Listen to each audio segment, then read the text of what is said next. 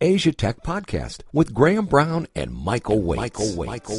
Hi, this is Michael Waits from Asia Tech Podcast Stories. I'm talking to a good friend of mine, Jerome Le Carrou, the founder and the CEO of Next Step Connections. I got it right, because normally, for some reason, I can't get the name right, but I got it right this time. Yeah, Michael.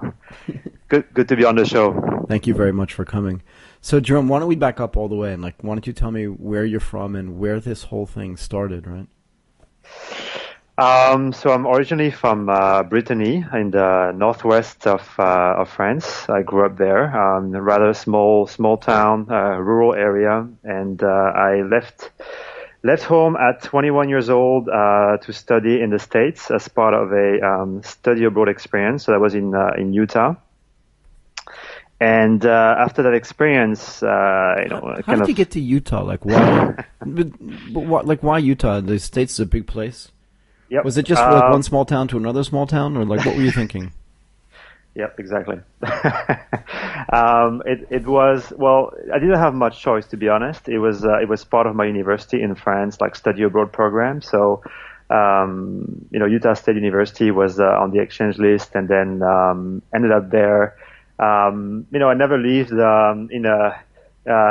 surrounded by the snow, so I thought that would be an interesting experience for me to be living high in the mountain and have the opportunity to ski. And I thought the region was interesting anyways, for diverse reasons. So it would be a different experience than being in New York City or in another large town that I can visit anytime. Yeah, it makes a certain amount of sense, right? If you go into New York City, you're in the United States, but it's a different animal, I think. Los Angeles is the same way. Chicago probably would have been the same way, too. Right. I think there are a lot of foreign students, actually, that do exchange programs. I think they benefit a lot from being in smaller places because they get a real American experience.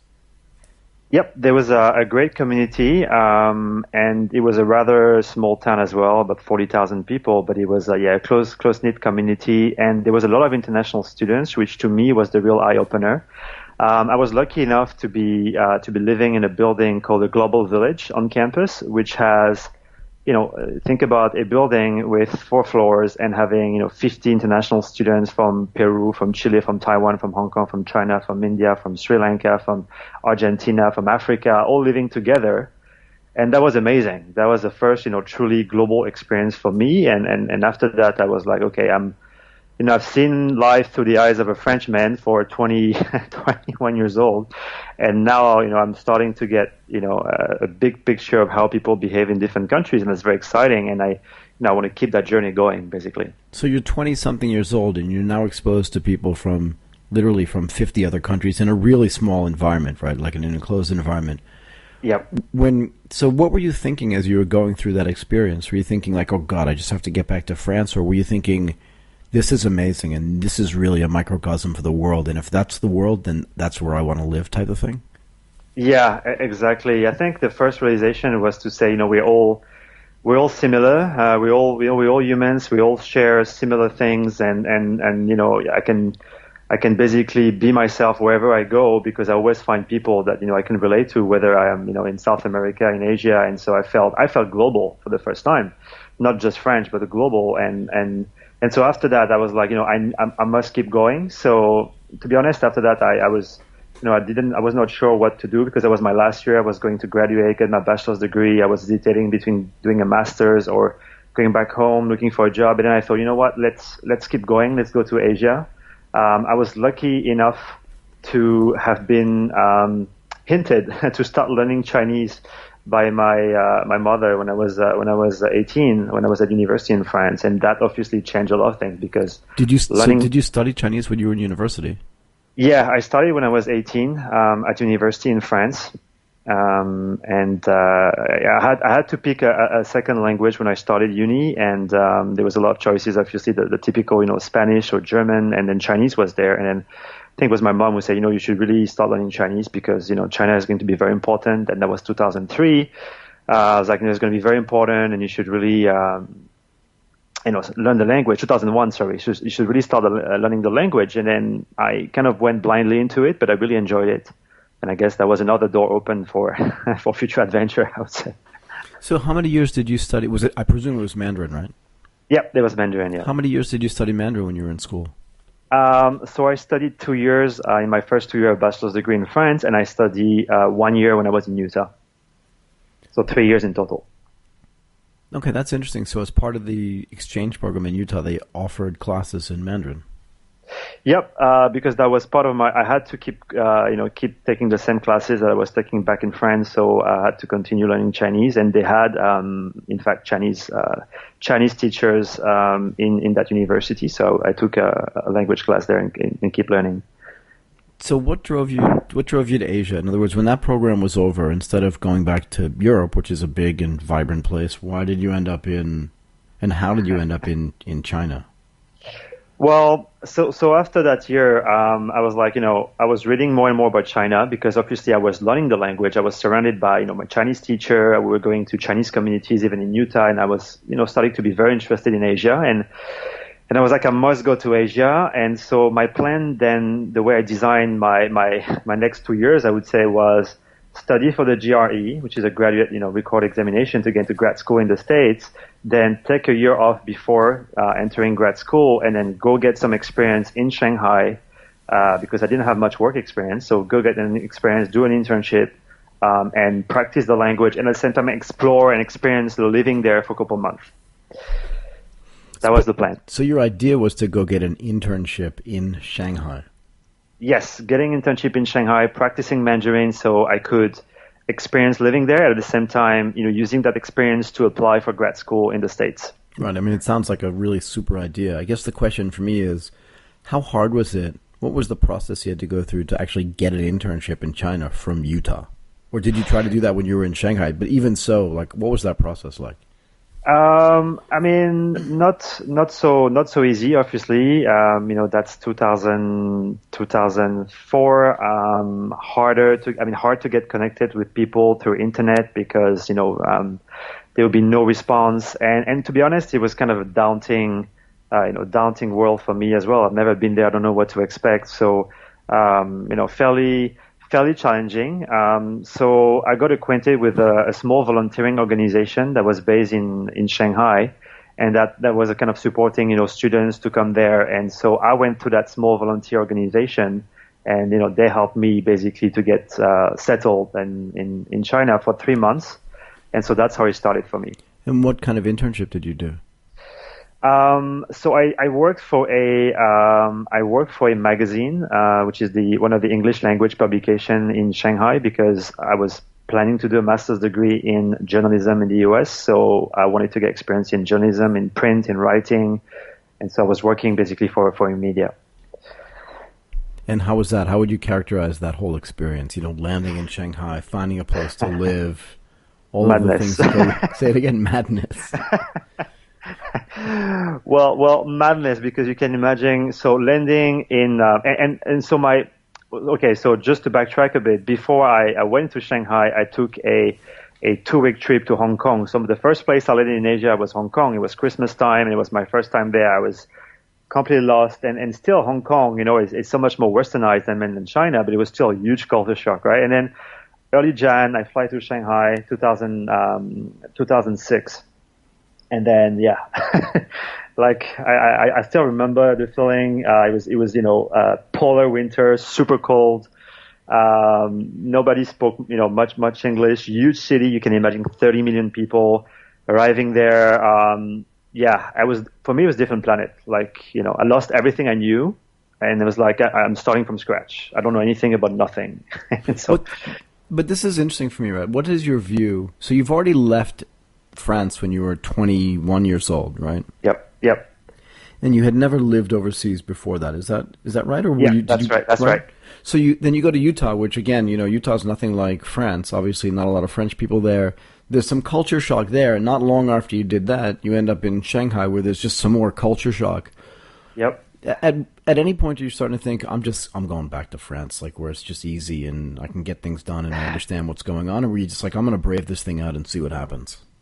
Yeah, there was a few moments, I would say, the initial culture shock experience, and that lasted for about a month or two. And there was a lot of unfortunate experience, having, some micro health problem, losing things. I mean, the typical, tough journey when you arrive, and at some point I was like, this is really harsh, this is really, really harsh. But then suddenly, as I started to, make friends and really get, sort of mingling with the community and starting to have my own life in China, then things started to get better. And I was like, this is so exciting. I'm actually living something unique. I can't describe it. I started to write a blog at that time because I was like, it's, what I'm seeing every day is, I have to put it somewhere and for people to read it. And I started publishing stories about what I was experiencing every day. And I really enjoy it. So it went from hard to really, amazing fun. Right, but that's the mountain that you climb, right? When you sort of conquer culture shock, no? Yeah, absolutely. You just have to take a step back and realize that you are going to go to that path because it's outside your comfort zone. It's something you never experienced.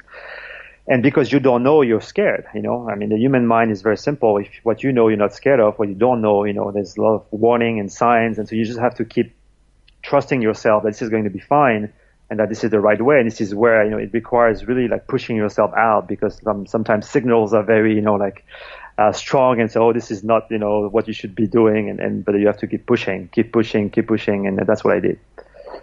So at what point did you say to yourself, I'm in China, I now feel comfortable, my internship is over, I have to do the next thing, for lack of a better term?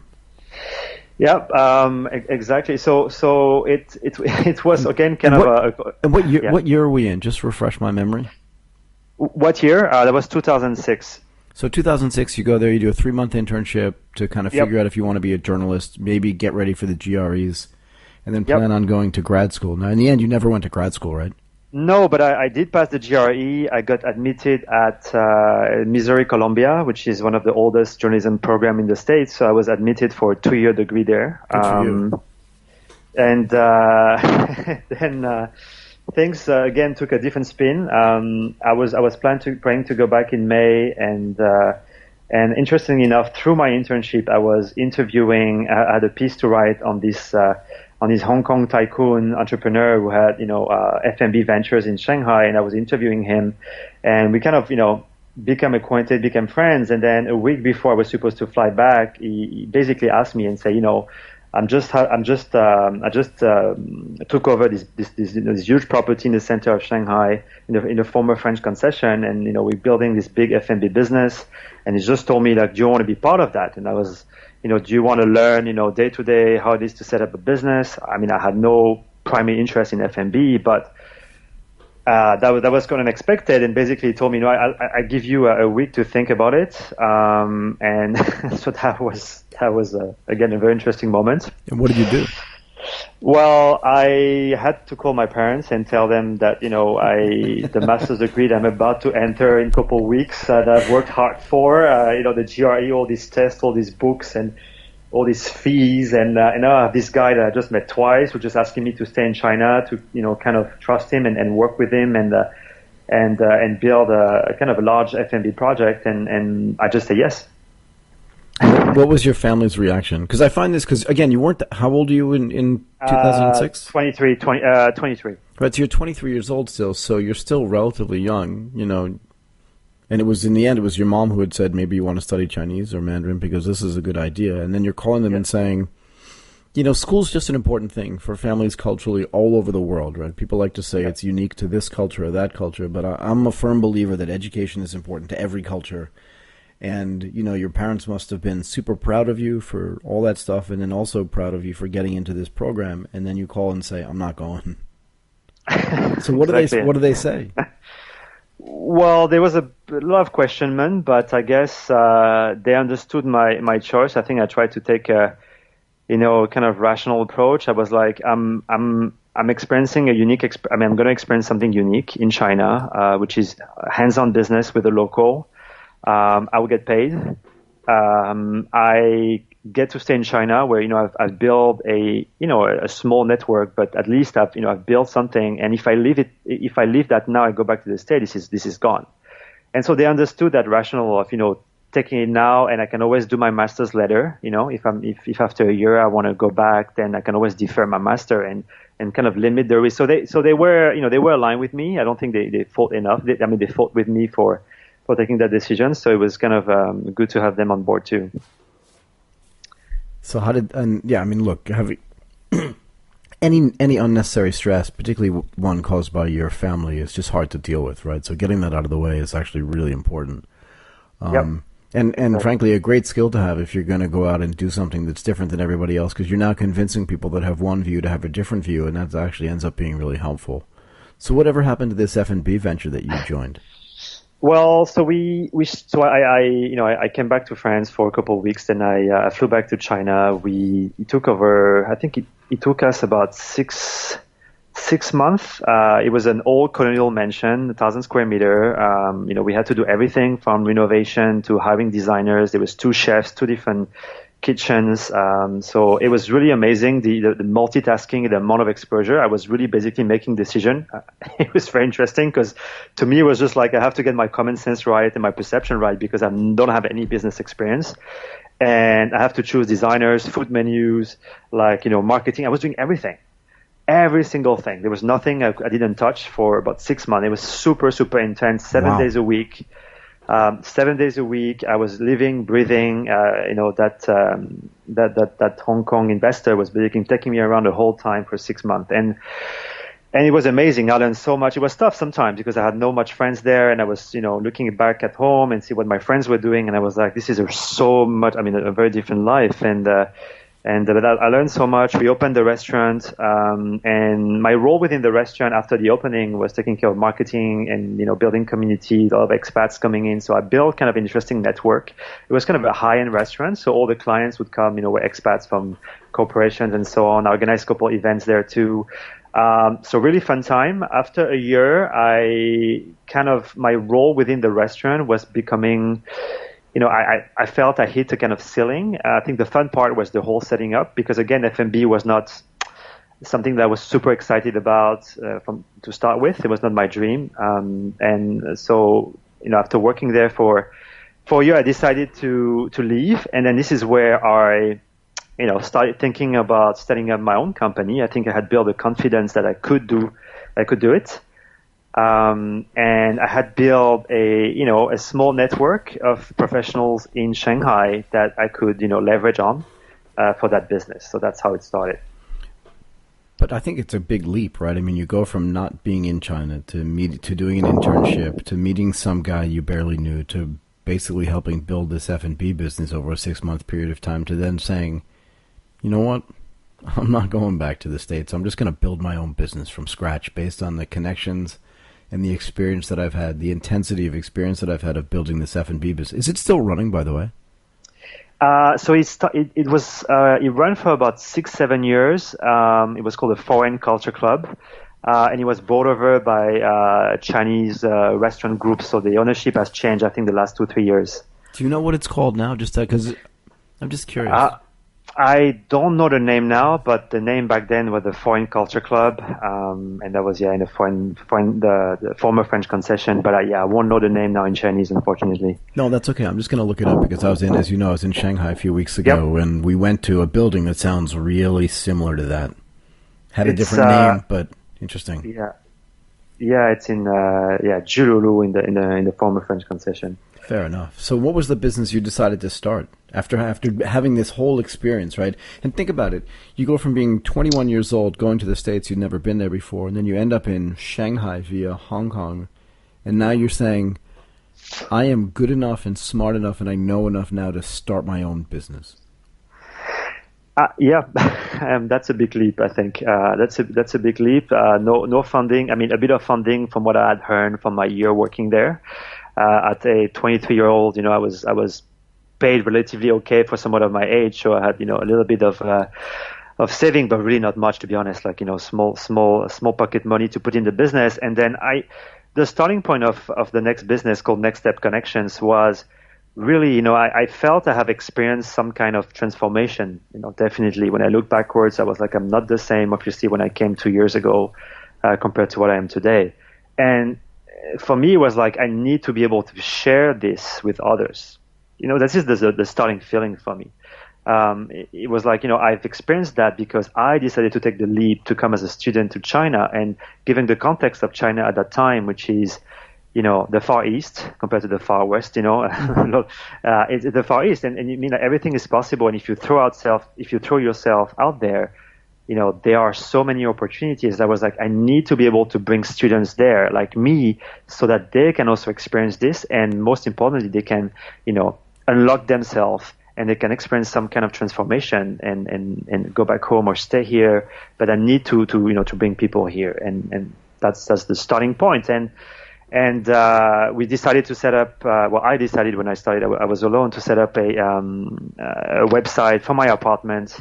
There was no office, for my apartment, a website, called Next Step Connections that would advertise programs that would offer some internship opportunities in Shanghai, plus a lot of logistics, again, to be able to support students coming in China. So visa, insurance, transportation, looking after them, and yeah, so that's the early days. But you said you started a website that was advertising positions, but the reality is that there was no existing infrastructure to do this business, right? I mean, what you were really doing was you were organizing a bunch of sort of fragmented opportunities, right? Like, did these internships already exist, or did you kind of have to go out and sell them as well? No, I had to create them. So I leveraged the small community that I had built and went through this first community and, kind of pitched them on. There was a friend who was a lawyer. There was another friend that owns a business magazine called the Shanghai Business Review. It was still a good friend. And I was like, how about, hosting some foreign students from the US, from Europe, from Australia for, 3 to 6 months in your company and building those kind of cultural exchanges. And so they were really up to it. So I started with this small group, and then I started to market those opportunities out. But really as a program, as a whole program, where you come to China, all is inclusive. We'll take care of it as a team. We'll pick you up. We'll take you through the culture shock. We'll bring you to the office. We'll plug you in with the community that we have in Shanghai, with this network that we have. And hopefully, through all of this, you also yourself experience something different and But this is just you taking your previous 2 years experience and saying, I can now institutionalize this and sell this service to other people. And was it really just because you'd felt a sort of sea change inside yourself? Like, this experience has been so powerful for me.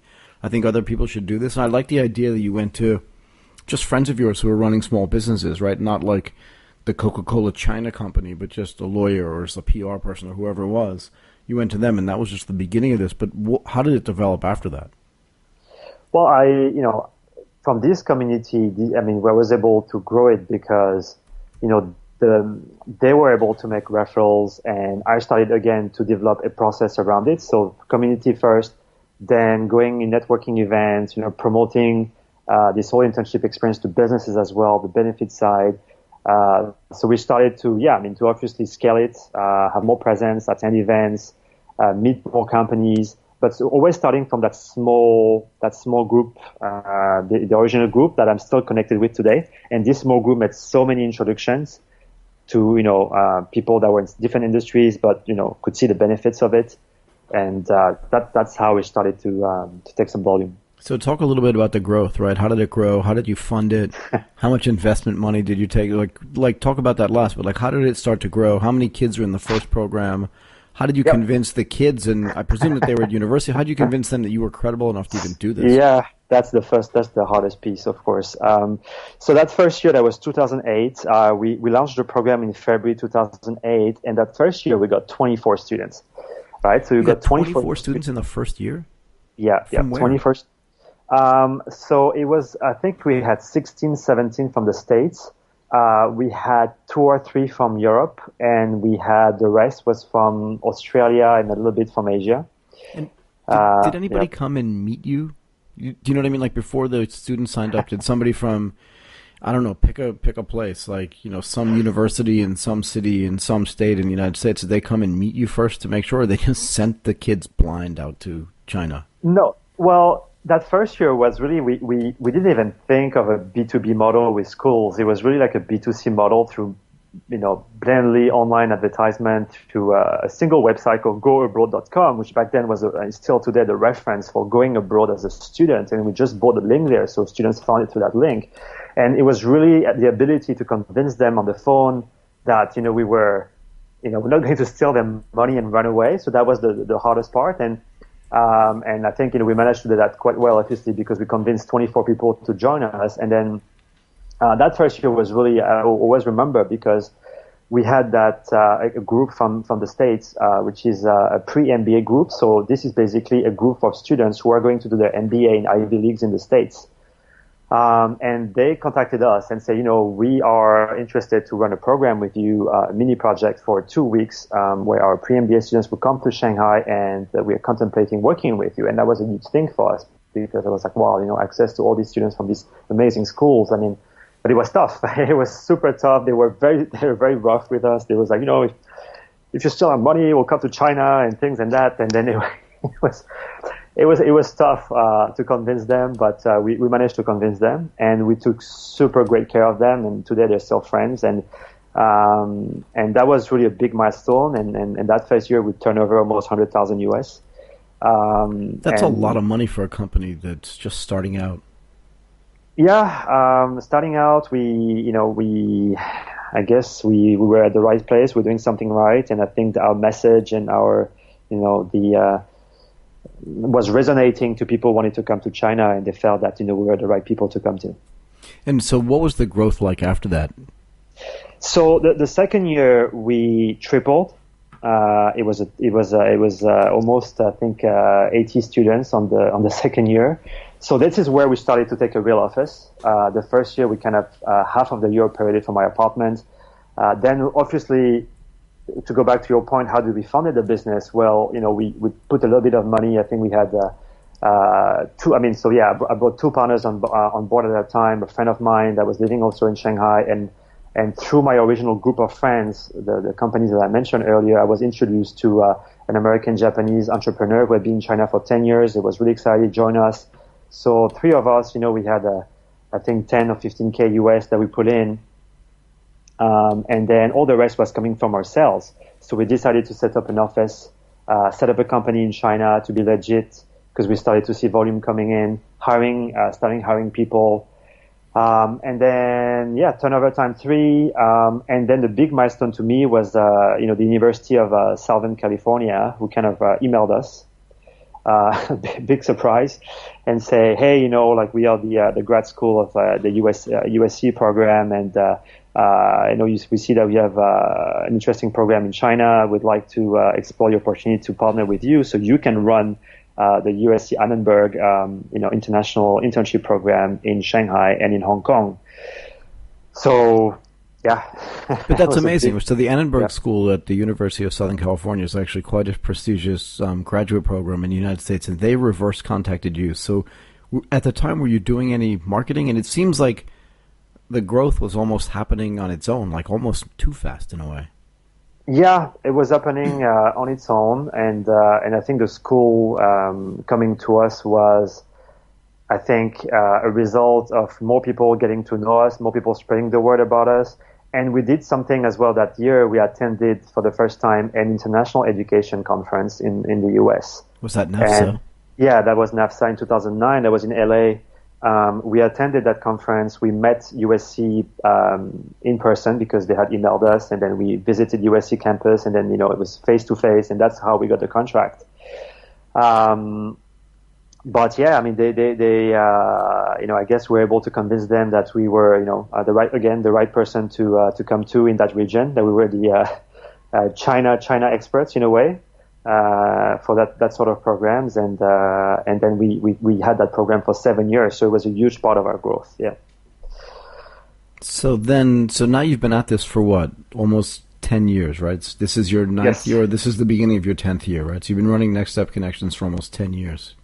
Yes. So did it ever stop growing? I mean, it sounds like the first year you had 24, the next year you doubled, then you started doing the Annenberg at USC. Like, did you run into any problems, or has it just been a straight line up and to the right since you started? No, I mean, so the first 3 years were, I mean, again, the third year we grew again. We had about 140 students, so 20 to 70 to 140, so two. Then we growth until I think it was 2014. We got 190 students. So it was a smaller growth because competition started to come. And, we also started we were approached by a larger study abroad organization in the US that saw that we were doing something right in the region in Asia, and so contacted us to build a partnership with us so we could be their Asia, representative or the Asia partner, and they would be our US partner.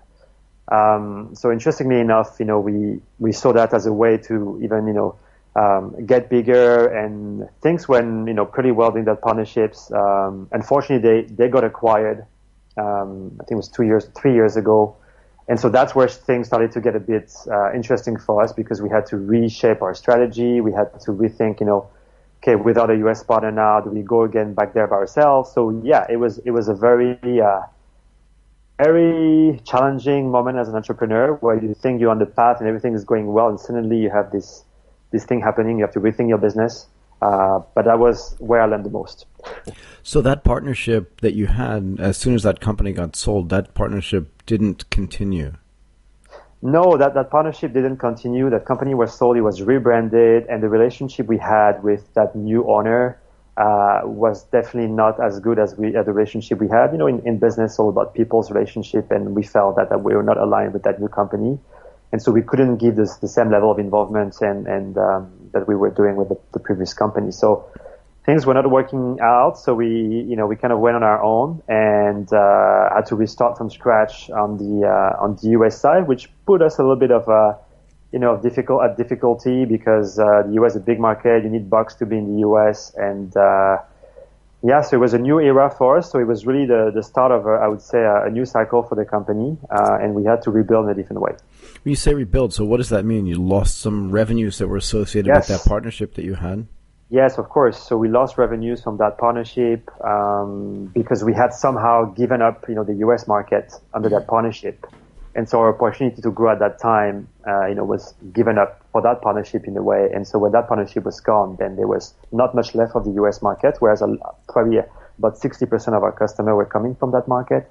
So when I say rebuild, it was like, you have to rebuild by getting students from other countries to try to fill the gaps.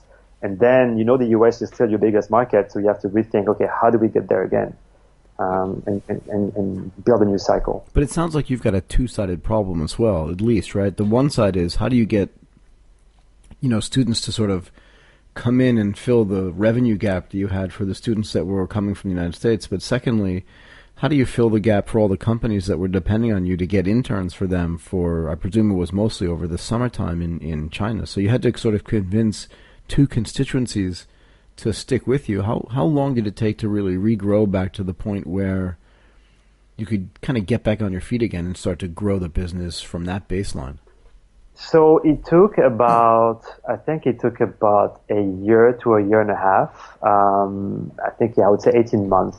18 months from the point where, we know we're going to lose that partnership. We have to figure out what to do. We have to, we lose some of our team members as well during that time, because it's a difficult time. We have less students coming. So 18 months from that point of time to kind of the moment that we are today. And I think a simple way that we overcame that was, keep the online marketing going. So keep building the presence out there. If you have lost some of the partnerships, you can still get students coming through you via digital marketing and the online channel, and look at connections that we had where we could accelerate new partnerships.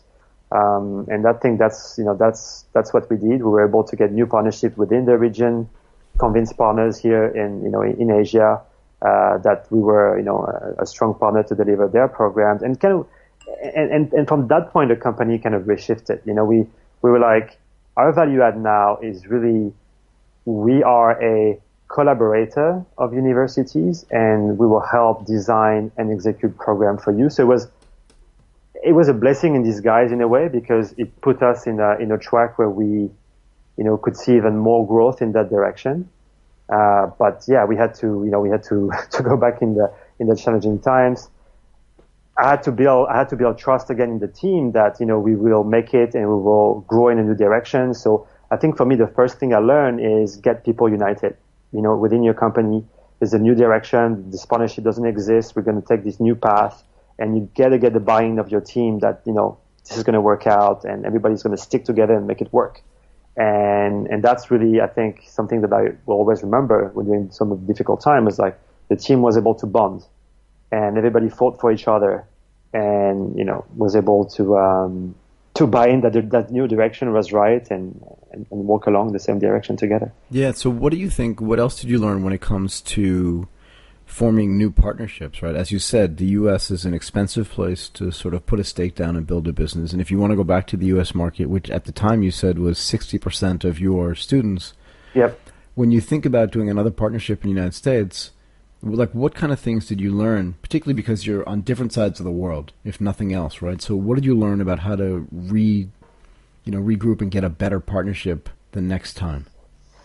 I think you have to be, the terms of the partnerships are important. I think we had a great partnership. It's just that I guess we were, under those terms, it was difficult for us to exist when things like that happened. We hadn't foreseen that this would happen, but that was probably a mistake back then. And so rethinking it, I think branding and presence is key. So I don't think you want to ever give up that. Partnerships are fine, but you still want to be able to play your game out there and be there so that if a partnership doesn't work out, then you're still free and you have the flexibility to keep going and build on your own. So you can't keep your eggs in the same basket. I think it's simple. Is it Warren Buffett that says that? It's probably true. And I think building partnerships as a way to distribute the programs, but keep building your way. I think that's what I've learned from that particular experience. And has your business become more global since then, to the extent that you're not focusing on one particular market for the bulk of the revenue, or is it still the U.S. is still the best place to get students to come to Asia? No, amazingly, because we had no choice, we were like, we can't go back to this. At the beginning it was like, we can't afford to spend too much time in the U.S., so we're going to find ways of growing within our own region, which is something we never done before. And so now we have done it. We get business out of universities in Hong Kong. We have some great contracts out of universities in Australia. We develop partnership with schools here in Thailand, in Singapore. We're doing it in China. So that pushed us to really get business from our own region. And I guess that's an amazing avenue of growth for us there, because still the US is the biggest market, but through our own, within our own region, we've been able to develop those pockets of growth. And as you mentioned, yes, we've been able to expand outside China. So now we're basically operating programs all across the region. And that was one learning as well. It was, again, and it goes from the same thinking, having your eggs in the same basket. Having just one country is also risky because you never know when regulations may change. So having the flexibility to be able to run business and the agility to be able to run programs all around Asia is definitely an advantage for us now, because schools see us now as an Asian-centric kind of global organization, because we have partners from everywhere, but we are really focusing on that particular region to run programs. So in a way, it was a double-edged sword, right? It ended up actually being good for you. It ended up good because we pushed ourselves, again, out of the comfort zone as a business. And I think it's back to that same topic that you mentioned, right? So this is something that you've been doing. And frankly, Graham and I podcasted about this on our other show last night, and that was, life begins at the end of your comfort zone. And the concept is, get outside of the things that make you comfortable is where you really start to grow and succeed. And, your story is really just a metaphor for that whole process where you're in France and then you go to Utah. So you're not really comfortable there, but you get comfortable and you learn about the world. And then you go to Shanghai, which maybe you're more uncomfortable. But like you said, it takes time. But once you build that infrastructure and comfort around yourself, anything is possible. And I always like to think that the people that give up are the people that create an opportunity for the people that don't give up. Yes. Right? That's so true. Tell me, but let's go full circle again. Excuse me. So in the second or third year, I can't remember but when you got sort of the agreement with the Annenberg School at USC to participate in your programs, you said you were at NAFSA, right? So NAFSA, just for people that aren't aware, it's an association of international educators, right? And it's one of the world's largest nonprofit organizations. But essentially, NAFSA gathers every year in the United States, yeah? Yes, NAFSA is based in DC. It's a huge organization that gather every single, you can every single professional that is working in the field of international education. So you get 10,000 professionals coming to that conference every year from everywhere. Right. So you went there the first time really just to sort of prospect for business, maybe. But the last time you went, you were you were going to go anyway, but you were kind of invited, right? Do you want to talk a little bit about why you were invited to go to NAFSA in 2017? This was in California, yeah? Yes, that was again in LA. Yeah. So it was 8 years. 8 years fast forward, and so we were there again for two reasons. We were there because we had to build a presence there again and show that we are that we're still there, but only we're still there, that we are bringing innovation in the field.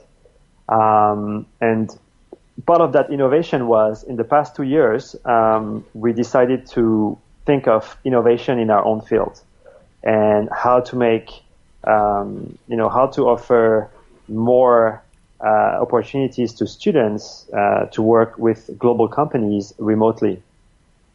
And so we developed that piece of software called VI Project, which stands for Virtual Internship Project. So we basically took the work we have done, hands-on, online, and digitalize it. And so for that particular model, so we were nominated as the most innovative internship program for 2017, and that was really something that we are super proud of because it's a global award, and so being nominated was really something that we are all proud of.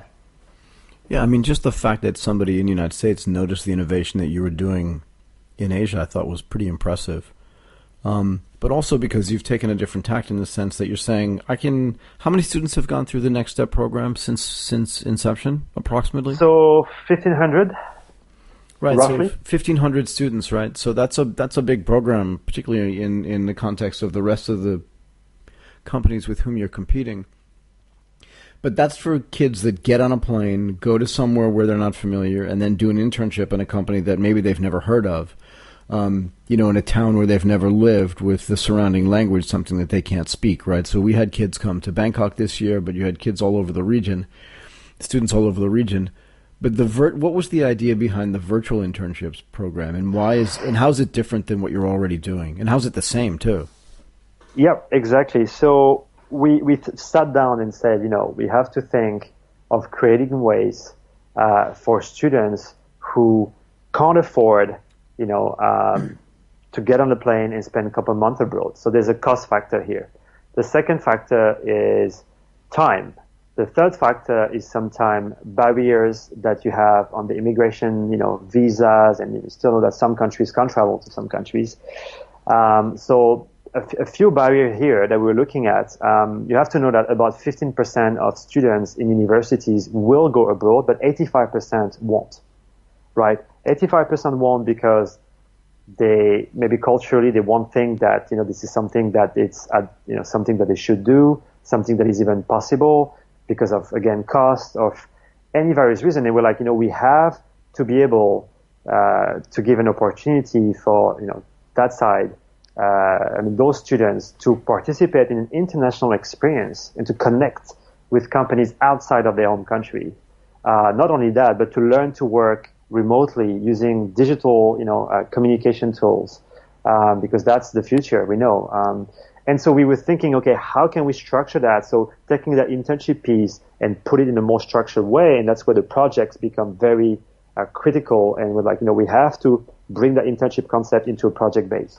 That's the only way, because you're working remotely, so it needs to be very, very precise into deliverables, into how you touch base, and so on. So I guess that's the starting point for us. So it's like, how can we, engage more companies? Because as you mentioned, I think earlier, most of our students, 2/3 of our students will come during 4 or 5 months of the year. So how about the other how about the companies during those low moments, those low season, right? This low season. Right. And so, and has become more and more common or accepted to work remotely, then this is where we saw an opportunity to get companies more engaged and say that, well, Next Step is not just only giving us interns a few months, out of the year, but now we can engage almost all year round with different projects and programs that they have. And the same thing for universities, how about this group of students that don't have the funding or, would not think of going to China? Can we get them on a project with a Chinese company?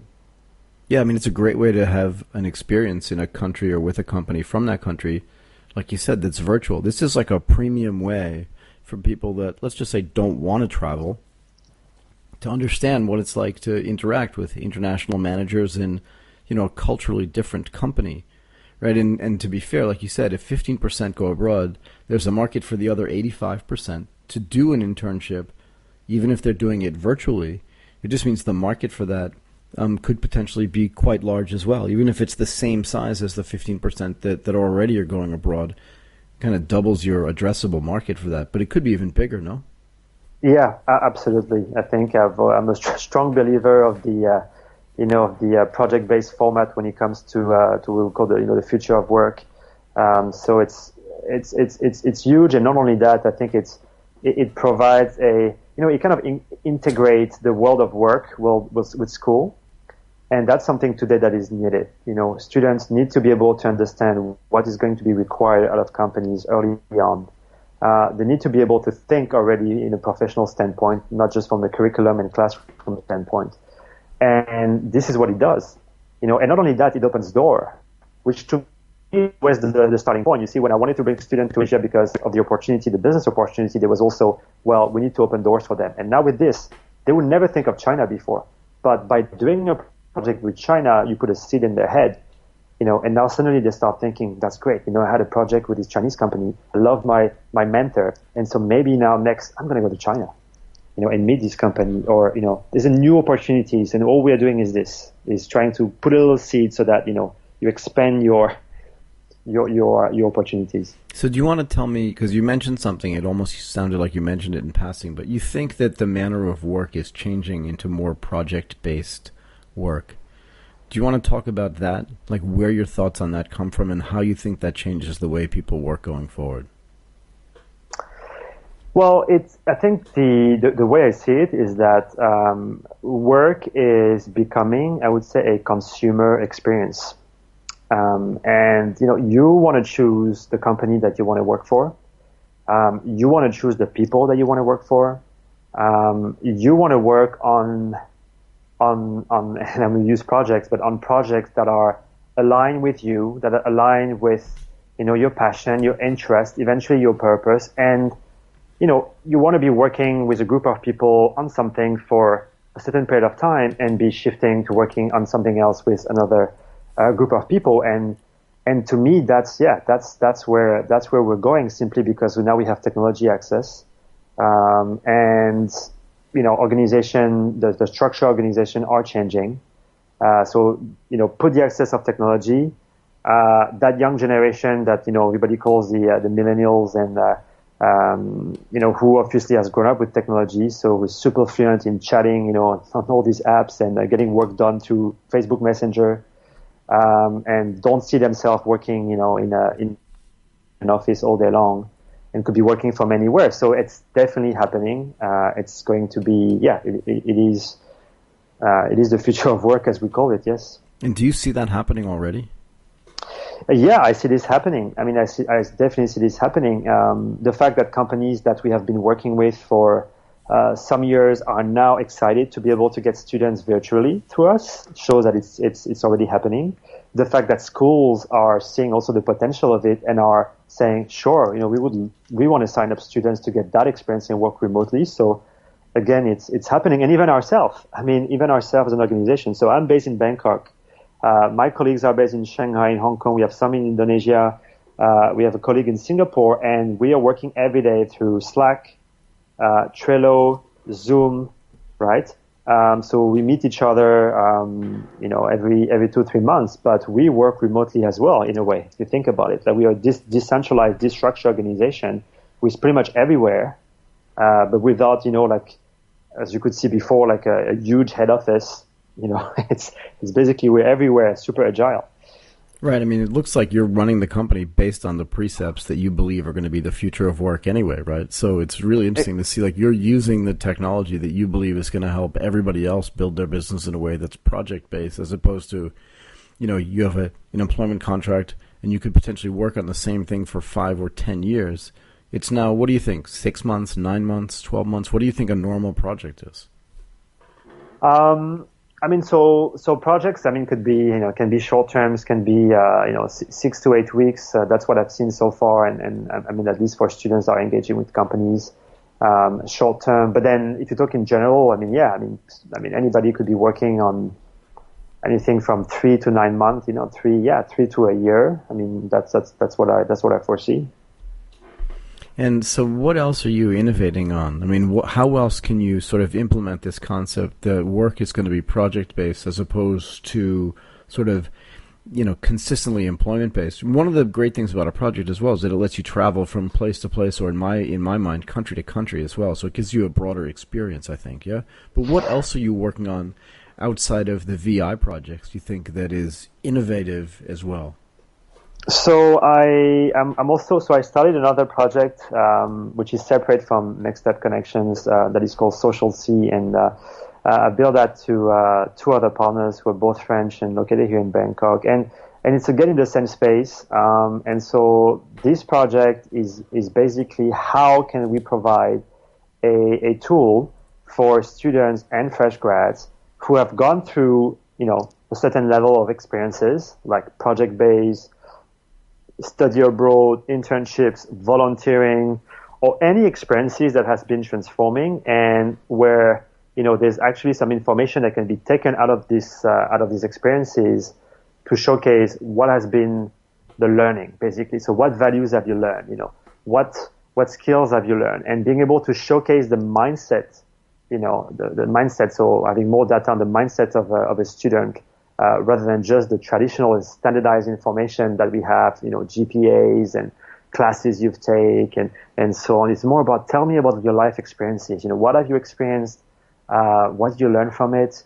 And so we're trying to digitalize that. So we're still in the making. What we have so far is a prototype of a mobile application which should be finished pretty soon. And the concept is to enable students to capture and share those experiences via pictures and videos, and using hashtag system to be able to showcase on each picture a tag of a value or a competence that you have learned throughout that experience, with the ultimate goal to be able to create alignment between people, I would say humans working in companies, and students and fresh grad looking to enter these companies through shared values, through shared purpose. So that's the big vision that we're working on. This also sounds like something that you learned in that first not internship, but in that first job that you had when you were working for the F&B guy, right, and building that business. You sort of said you had this paradigm change in the way you thought about work. And it almost sounds like this is the genesis of that sort of 8 or 9 years after that, kind of figuring out that work is not going to be this one monolithic thing you do for your whole life, but it's going to be a series of projects that you work on. It's like a living, breathing organism. Like, I like this whole concept, and we've talked about it a little bit, right? It's like a live resume or a dynamic resume. If you can build a platform where people are just constantly updating what they've done, as opposed to, I can use Excel. It's, here's what I've accomplished in the past 6 months. And that seems to me to be a lot more powerful if you're looking for your next project, as opposed to, I know how to use PowerPoint. Exactly, and it answers the questions, of who you are. And to me, doing this entire podcast that we're doing right now, when you ask me to talk about my background, I think all I've been doing is sharing experiences. Yeah, right? It's very true, though, right? That's it, and that's the whole story behind it, is that it is a shared experience. And you alluded to this earlier, right, is that was the reason why you wanted to build this company, is because you wanted people to benefit from the experience that you'd had, and also go through that experience, too, because I think you feel like it made you a better person all around. Yep. I know it did the same thing for me. I know I had an international experience when I was a student, and my life would be nothing like it is today unless I had done that. Nothing. Exactly. So the question today, when you are interviewing with a company, or how can an employer find you, I would love an employer to find someone, because, by looking at the experience and saying, wow, that candidate has gone through that, that's amazing, I want to speak to that person. Rather than say, well, you come from, you have this GPA, you come from this prestigious school, I'm going to hire you. I want to shift that. I want to shift that to, what you have learned, what you have lived, and who you are. And by saying there's no right or wrong, you just have to find where you belong. And the only way to find where you belong is to be able to align you with people working at organizations that share those experiences and that recognize those experiences and share similar values and mindset. And that's how you build a powerful organization that's more sustainable, that's going to be more productive, there's going to be less retention issues. Because if you align with your colleagues and you love your managers, you're going to work well together. Yeah, I mean, and are you seeing this paradigm change as well from the corporate standpoint too? I mean, corporations and even SMEs, small businesses, still employ the bulk of people in economies globally. Like, are you seeing them sort of changing the way they're looking at how they employ people too? Sure. I mean, I've interviewed companies in the region, large ones, smaller ones, and when I asked them, what's the main factor or the main criteria now when they recruit people, they told me mindset. They told me, we'll teach them the skills, but the mindset, the fact that this person, is aligned with our values, aligned with the values of the people working in that organization, we're going to be able to nurture that person, and it's going to be almost like a community. The company, in the way I see the company, should be, or I hope, will be and should be changing into a community of people who are sharing the mission and the vision of the organization and the value shared by the organization. That's how I see the future of a company. Right. I mean, a lot of companies try to sell themselves, particularly when they're small. It's just like being in a family. But the reality is that as companies grow, just like as families grow, just managing that process gets harder. But if you focus on hiring people with sort of aligned values, it's got to be a lot easier to maintain that feeling of we're in this together. Exactly. I think we've been hiring people sometimes on metrics in the past that were only based on schools and reputation of the schools you were in, reputation of the past companies you worked for. But that doesn't tell me anything about you. That just tells me that you went to a prestigious school, you work for a prestigious company, but I don't know who you are. And I would rather want to know who you are. That's to me more important, because I'm going to be working with you day to day. I'm not going to be working with Harvard. I'm going to be working with you. Fair right? enough. So I need to know who you are, and nothing against Harvard, obviously. So that's where I see the importance of what we're currently working on. Yeah, look, I think all of that's really important. And look, I think this is the perfect place to end this conversation today, if you don't mind. I really want to thank you for taking the time. I was a little bit late today, so sorry about that. But I want to thank Jerome Le Carrou, the CEO, the founder, Next Step Connections. See, I got that right twice. For spending so much time with me today. I really appreciate it. Thanks a lot, Michael. Thank you for your time as well, and for getting me out there. Super excited and grateful for that. You've been listening to Asia Tech Podcast. Find out more at www.asiatechpodcast.com.